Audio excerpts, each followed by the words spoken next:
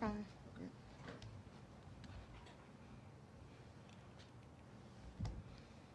All right. Good afternoon. All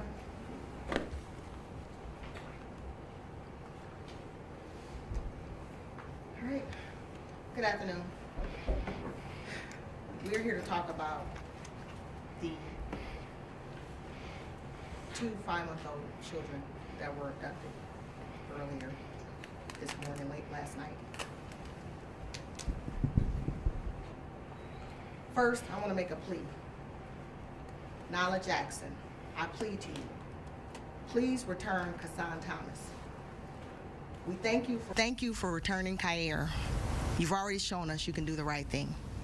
You can return him to any safe location, fire department, hospital, shopping center, any public place where someone will find the baby. We're begging you to please return Kason. We can even pick him up. Just call us and tell us where you are and where Kason is. No questions asked. Here's the number, 614-645-4701.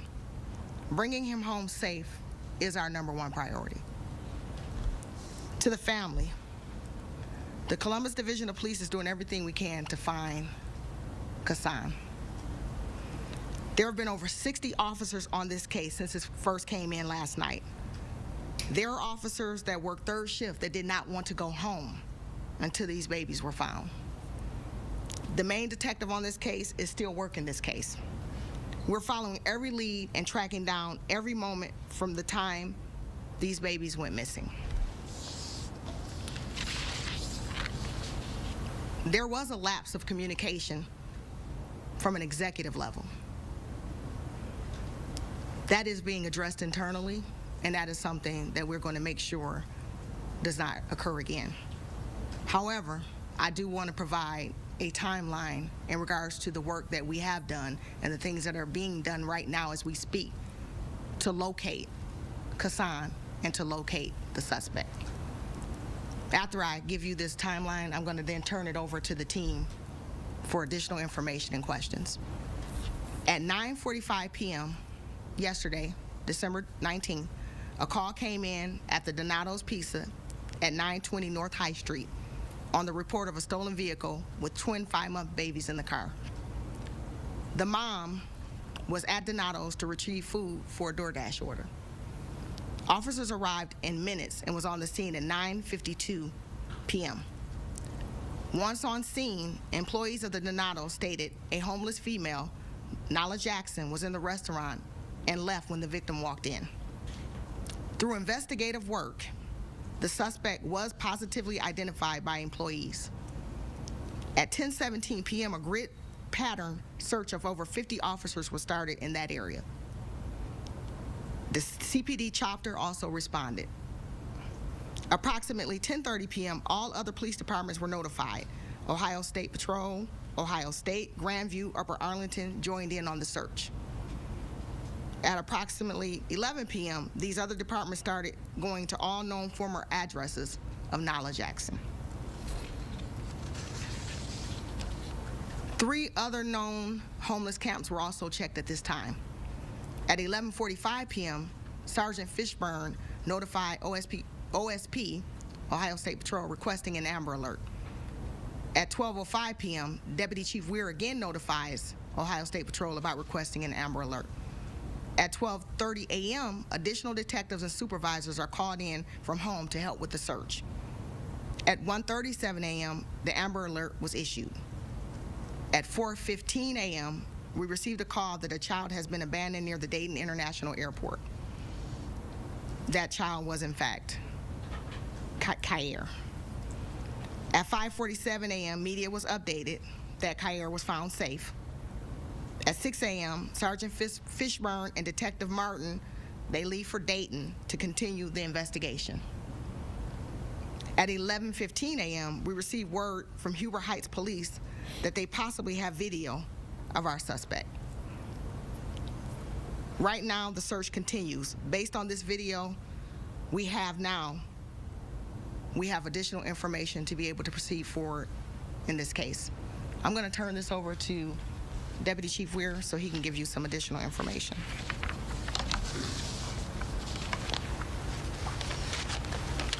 Thank you, Chief. So, as Chief Bryan said, we had officers responded to the area, patrol officers. They had a couple obstacles to overcome right away, one of which was that the vehicle did not have a license plate, and that the victim, in this case, the mom, had just purchased the car from a buy here, pay here, which it kind of muddied the waters in terms of us identifying the specific vehicle that was taken. So our officers had to work through that. They were able to do a lot of work and get that done, and then we're able to notify detectives.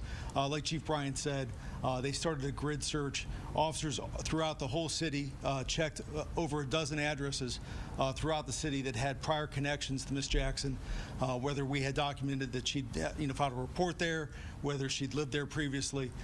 So officers throughout the city were assigned to this incident and had ownership of and were vested in trying to locate these children.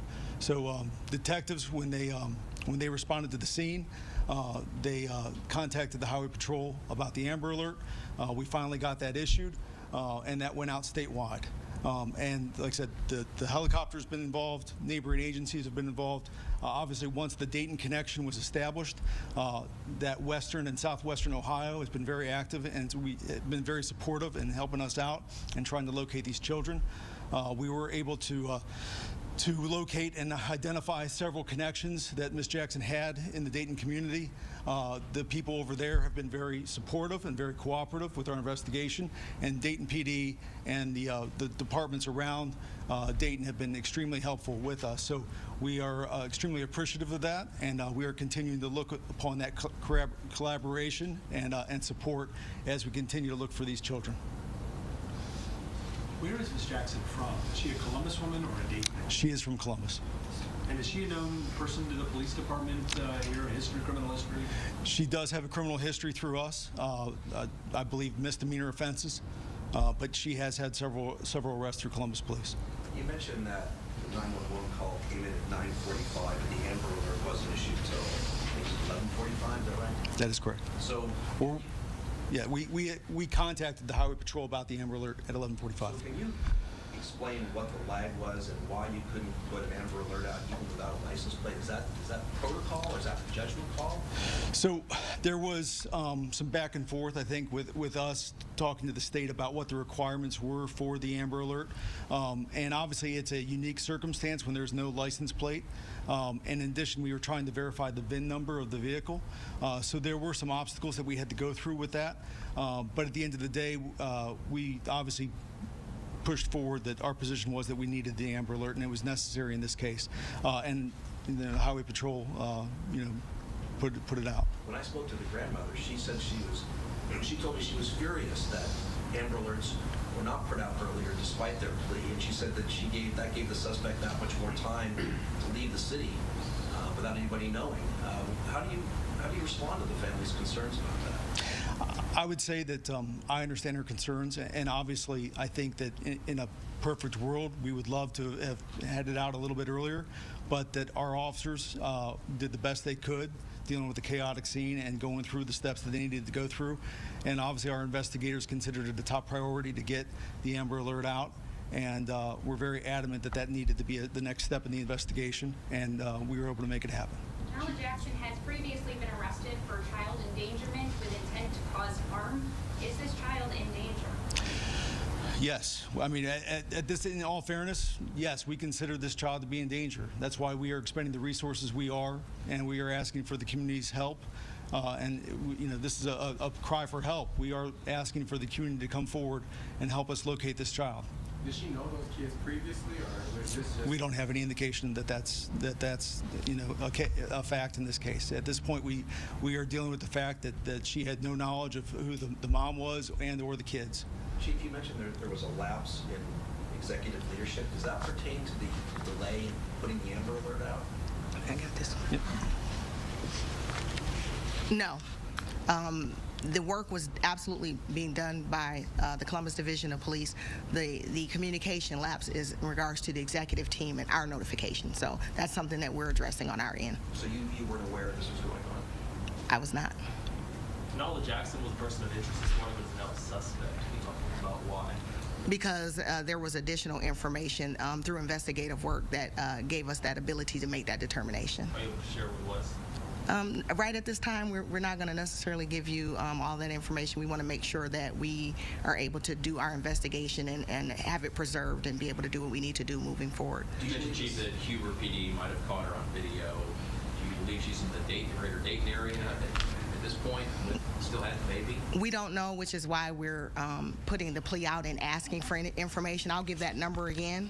If anyone has any information, anyone, as small as you may think this information is, 614-645-4701. That's 614-645-4701. Our main priority right now is to have Kason returned home. You said, Chief, no questions asked, even if she is a suspect, you would be willing to say, drop her off, we'll come to you, we'll take the baby and deal with the aftermath later? Is that sort of what you're implicating or implying? Right now, our concern is to get the baby. We want to make sure that Kason is safe. That is our number one priority. Clearly, we're concerned about everything, but we want to make sure that we bring that baby home to their Can family. you talk about the car? I'm sorry, the car, because I think did it crash, and then is that what caused the damage? And we're just trying to, it's confusing to me anyway. No, my understanding is that damage was there prior to. So that was already, there was already damage to the You vehicle. mentioned that she was on a videotape. Where was it? When? What was she doing? What were those hours?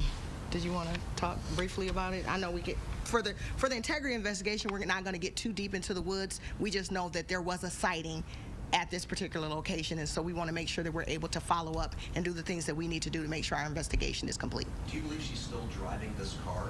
We don't know.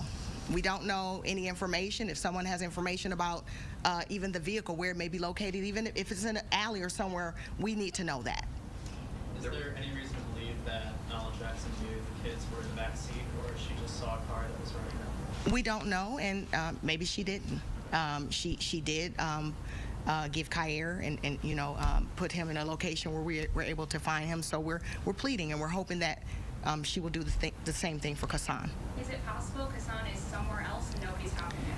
It's possible, which is why we're pleading for anybody to be vigilant, to make sure that you're paying attention. Even if you think it's something that's not a big deal, it could be a baby blanket, a car seat, anything that you may find, please notify us so that we can follow up on that. When Kyer was found, was he checked out by medics? We know this gentleman found him in the economy lot at the Dayton airport. Is he okay? What of? I don't have any information in regards to that, but I know that he was returned safely, so he was returned. Yes. Can you, Does that mean he was reunited with his parents? I'm pretty sure that if Kyer was found, that his mom and his family is definitely wherever he is at this moment. Chief, through the connections you've made about Nala Jackson, can you speak to whatever the community would need to know about her state of mind, insofar as if they see this woman that seems like it could be her? I mean, what do you think her state of mind is right now? We're concerned.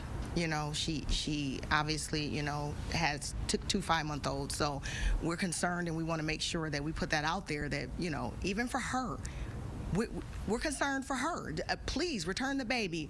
Allow us to, have that communication with you, find out what's going on. But, we don't think that maybe, if she didn't know the babies were in the back of the vehicle, this would be a great time to step forward, bring Kason home.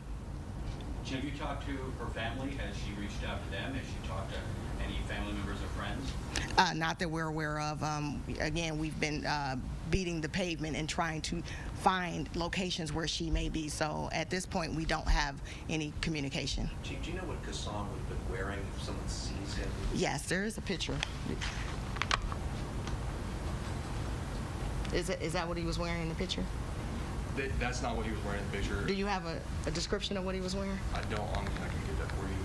We'll make sure we get. I think it was a brown outfit. Yeah. They were wearing the same thing, right? So, yes. You mentioned the video that it is important. You're not sharing that with us at this point, is that right?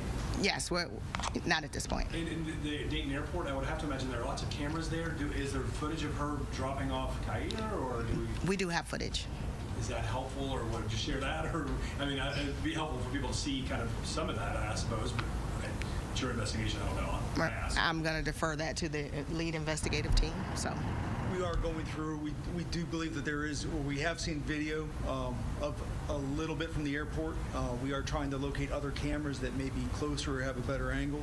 Our investigators that went to Dayton were able to view that, and obviously we're going to get hard copies and everything like that. So as we move forward, that'll be part of the investigation. And can I ask real quick, and this may be more for you, Deputy Chief, the idea that she drops off one child, keeps one, that is a very perplexing thing to my mind. From an investigative standpoint, what does that say to you at this moment? I'm troubled. Sorry. Obviously, I think that's a troubling aspect of this case. In talking to the commander over special victims and our other leadership team, that is a troubling aspect, and it's like, perplexing as to why that would be. And obviously, we can all let our imaginations run wild, but we have to deal with what the facts are, and the facts are we're still looking for one child. Was there surveillance video from the Donatos that helped you at all? Did you actually see the mother walk in, and then did you see the suspect leave the Donatos from the video cameras? I did not. Like I said, I know Sergeant Bennett was at the scene. Sir, the video footage was not able to be accessed at the time, and the angles of the video did not show much from outside of the front of the store. What is the video from Huber Heights Police? Are we talking about like flock camera, surveillance video? It is not a flock camera. It's from a business, and like I said, I think that our detectives also are looking at that, getting the hard copy, seeing if we can clean the video up and what we can ascertain and what we can learn from that video. I will say this: that video. The video we have from Huber Heights is from prior to the child being dropped off at the airport. So our last sighting was at approximately 4:30 when that child was dropped off at the airport. Chief, with all due respect, you talk about the communication breakdown. Why is it when you have a 5-month-old baby missing, your department says is in danger, why this long before you all are publicly doing a press conference about this matter? Well, I will tell you, again, CPD was doing the work that they needed to do. Unfortunately, and it's something that we're looking at internally, there was a lapse in communication. Had I known, we would have had the press conference last night or early this morning, and that's just the reality. I'm not going to hide it. I'm not going to sugarcoat it, but that doesn't mean that the team wasn't doing the work. They were working diligently. They were doing all the things. When I did come in and I did get briefed, I was very relieved that those things were being put in place and the work was being done. We just have to do a better job in making sure that that communication is conveyed. Is Jackson's biological child in her custody? I don't have that information. Any indication that Nala Jackson and Kason Thomas are out of the state of Ohio? We don't have that information either. We're hopeful that we're able to locate them, but at this point, we don't know. And Chief, I believe was addressed earlier, but was this communication breakdown at your executive level, is that part of what led to this 4 hours between child reported missing and the Amber Alert being issued? No. No, there were command staff that were involved, so that was not a breakdown in regards to that. That was more an administrative function between two agencies that were trying to work that out and get the information out. So that was not the breakdown or lapse in communication. So I feel like there are 1,000 questions. I'll ask one more. The idea, so Columbus to Dayton, I mean, and this again maybe for the investigator side, she's got connections in Dayton, but she's from Columbus. That's still a drive, and why do you think she went to the airport? How did she end up there? I just don't know, I guess. I apologize. I don't know that, and that that'll be something that our lead detective will be trying to track down over the next 12, 24, 48 hours. The number one priority, like Chief Bryant said, is that we need to find this child, and hopefully find this child safe and return him to his parents. So.